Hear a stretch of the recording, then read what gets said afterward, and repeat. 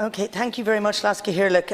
Amendments 17 and 18 were the amendments in respect to... Discussed together, sorry, yes. They're being discussed together. And these were the amendments in respect to, as to what happens after an area ceases to be designated as a natural heritage area under the subsection 3B2. So basically after the de-designation process. And something that I really want to mark down, and I think it's very notable that since we last debated this issue, Minister, a climate emergency has been declared, a climate and biodiversity crisis, that we are in a situation whereby we are now acknowledging the urgency of the issues we face in relation to climate and the very interlinked crisis on biodiversity. We've previously discussed how sections of this bill do something to address biodiversity, but perhaps not the key issue of pollination and pollinator plans, but do fall short of recognising the issues of climate, the issues of carbon sink, the implications in terms of emissions of changes to our current peatland protections and designation. Minister, I'll be frank by beginning to say I genuinely believe in the context, in the evolving context we have, that the government should consider withdrawing the bill as a whole and reconsidering it over the summer, certainly removing those areas of boglands that were added at the late stage, and absolutely going back to the drawing board.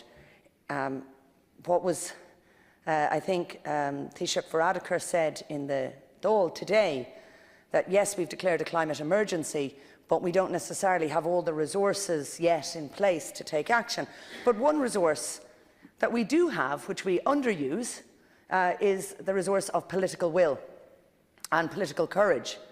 That is something that is open to us, and it is open to us to decide to be politically courageous around not taking a step in the wrong direction, around literally stopping digging in terms of commercial exploitation of our peatlands, because we need those peatlands to deliver in terms of biodiversity. We need what they can do for us in terms of acting as carbon sinks.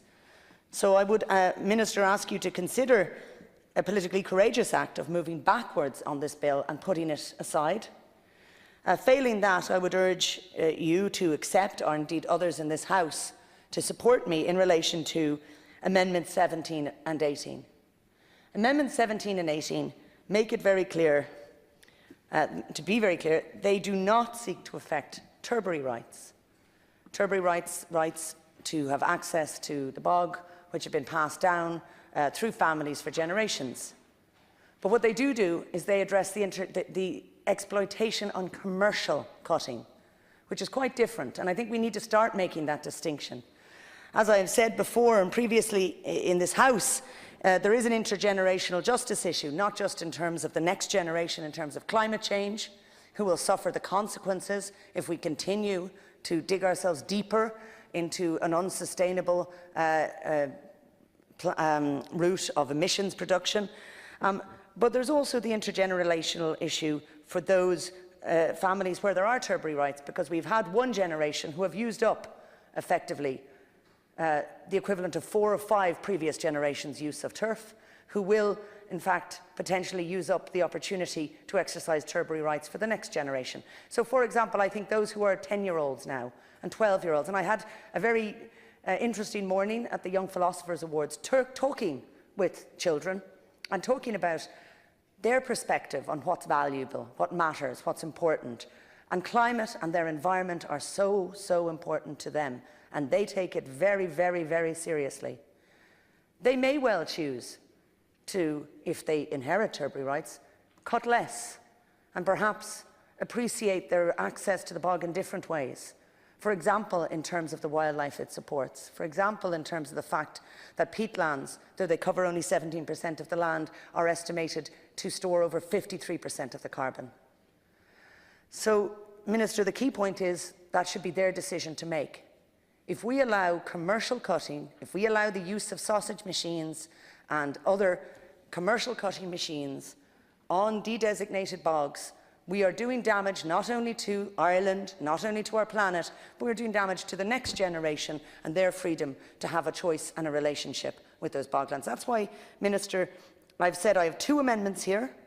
One amendment which would say, after bog is de-designated, Yes, you will have your Turberry rights. Indeed, de-designation may also open up things which have been discussed in this House, like cycleways or pathways or other recreational activities. But one thing that de-designation should not open up is commercial cutting.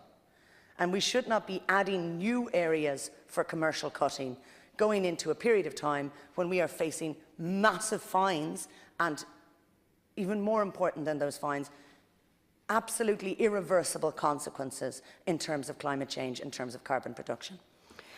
So, Minister, I would ask you to ensure that no bog designated under this bill is used for commercial cutting. And as a proviso in terms of amendment number 18, it's a much more conservative amendment. It simply seeks to bring in line the fact that, given that Bord na Móna has said they will not be cutting turf after 2030, that we should not have commercial harvesting on these bogs after 2030 either. It's simply bringing those bogs de-designated under this bill in line with what has already been a stated general policy. Now, I'll be frank, and I will reserve the right to bring amendments on this at report stage. I believe Bord na Móna's target of 2030 is too far away, and we cannot afford that, and we need to be bringing that back to 2025 or sooner.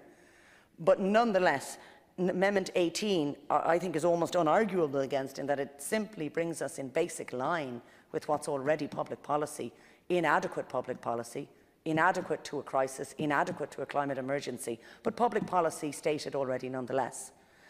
So in that case, Minister, I would like you to consider accepting Amendment number 18, and I hope that we may, as a House, find the resources within ourselves to have the political courage to vote for and support Amendment 17. Thank you. Minister.